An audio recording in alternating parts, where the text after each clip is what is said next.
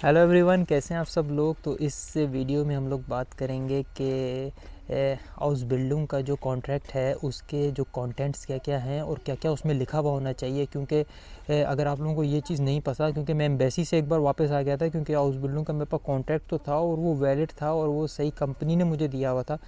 मगर जब वो मैं लेके एम्बेसी गया और वहाँ पे उन लोगों ने देखा तो उसमें एक दो चीज़ें नहीं थी और वो कंटेंट्स मिसिंग थे और फिर मुझे घर वापस आना पड़ा। और फिर दोबारा से जाके मुझे मतलब वो कंपनी से वो हो गया, आराम से ही हो गया। उन लोगों ने मुझे वेरी नेक्स्ट डे वो करेक्ट करके भेज दिया, मगर फिर वो मुझे बाय पोस्ट उनको एम्बेसी को भेजना पड़ा नया वाला। और ये इस मसले में क्यों पड़ना है, जब मतलब मुझे पता नहीं था, मैं फ़र्स्ट टाइम ही अप्लाई कर रहा था। तो फिर हम लोग उन कंटेंट्स की बात कर लेते हैं। मुझे लगता है बहुत ज़रूरी है इसको डिस्कस करना। शायद आप लोगों को ना लगे, बोले यार ये क्या मतलब बेकार की बातें हो रही हैं यहाँ पे, मगर मुझे ये लगता है ज़रूरी है, तो मैंने सोचा शेयर कर दूँ। क्योंकि कंप्लीट और परफेक्ट प्रोफाइल के साथ एम्बेसी में जाना बहुत ज़रूरी है भाईजान।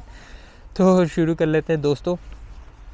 सबसे पहली चीज़ जो है, आपके पास जो हाउस बिल्डिंग का कॉन्ट्रैक्ट है वो मैं दिखा देता हूँ कैसा दिखता है। ये ऐसा दिखता है, क्योंकि शायद ये नज़र आ रहा होगा। ये रहा, देखो उस पर लिखा हुआ है आपका बेरूफ बिल्डिंग्स कॉन्ट्रैक्ट। तो ये रहा, ऐसे ही है।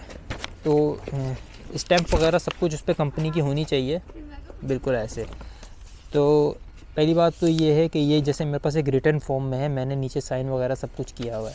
पहली बात तो ये सबसे बात ये है, एक रिटर्न फॉर्म में होना चाहिए। दूसरी बात ये है, इसके ऊपर जो नंबर 2 पे जो चीज़ आ जाती है वो आ जाती है कि लिखा हुआ होना चाहिए आपकी हाउस बिल्डिंग की टाइप किस फील्ड में है और उसके अंदर किस कैटेगरी में है। ठीक है, जैसे फ़र्ज़ करो आपके पास नर्सिंग की हाउस बिल्डिंग है, नर्सिंग की तो हो गई, मगर नर्सिंग के अंदर किस कैटेगरी की है, क्रांकन फ्लीगे की है, आल्टन फ्लीगे की है, किसकी है, वो लिखा हुआ होना चाहिए। क्योंकि आप अपने वीज़ा एप्लीकेशन फॉर्म में ये फ़िल करते हो और फिर वो कॉन्ट्रैक्ट में ना लिखा हुआ हो तो उससे मैच नहीं करता, तो वो आपको घर भेज देते हैं वहाँ से।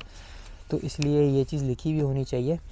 और ये तो हो गया हमारा सेकंड नंबर पे। तीसरे नंबर पे ये है आपकी हाउस बिल्डिंग की डेट कब से शुरू हो रही है और कब ख़त्म होगी, कितने सालों की है, ये चीज़ भी उसमें मेंशन होनी चाहिए लाजमी। ये उसका लाजमी कंटेंट्स होने चाहिए।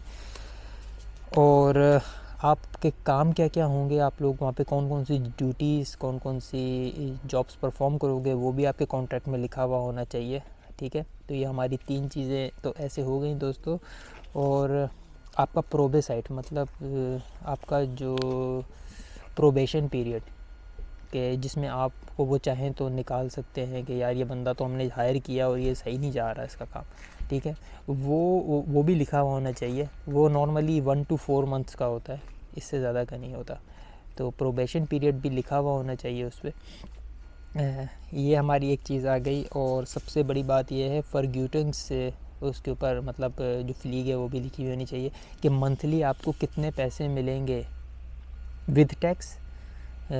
ही लिखा हुआ होना चाहिए उसके ऊपर कि भाई ये मंथली कितने पैसे मिलेंगे। जैसे मेरी इस हाउस बिल्डिंग जो है, अगर मैं देखूं इसके ऊपर तो साफ साफ जो है वो लिखा हुआ है कि कितने पैसे इस बंदे को मिलेंगे।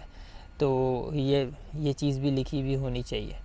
और सबसे जो आपके ओवरलॉप मतलब जो हॉलीडेज़ से कितने मिलेंगे, पहले साल में कितने मिलेंगे, दूसरे में तीसरे में कितने मिलेंगे, टोटल हॉलीडेज़ का टाइम भी लिखा हुआ होना चाहिए। और आपके स्कूल की एक्टिविटीज़ आउटसाइड द जॉब आपकी क्या रिस्पॉन्सिबिलिटीज़ हैं, वो सब कुछ भी लिखी हुई होनी चाहिए। और सबसे बड़ी बात जो है वो आपका जो रिज़िग्नेशन का जो रूल्स रेगुलेशन है वो सब कुछ भी मेंशन होने चाहिए कि आप कब छोड़ सकते हो।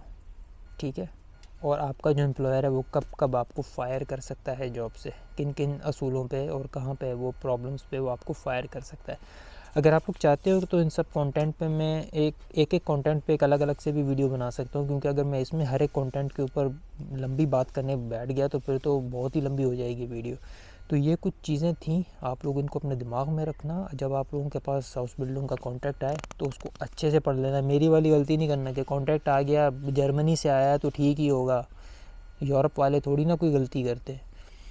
ठीक है, ये कॉन्सेप्ट था मेरे दिमाग में। मैंने बोला भाई उन लोगों ने भेजा है ठीक ही होगा, सीधा चला गया और उन लोगों ने बोला भाई ये ठीक नहीं है, सही करवा के लाओ इसको। तो फिर मिलते हैं हम लोग अगली वीडियो में, तब तक के लिए बाय बाय, अल्लाह हाफिज़।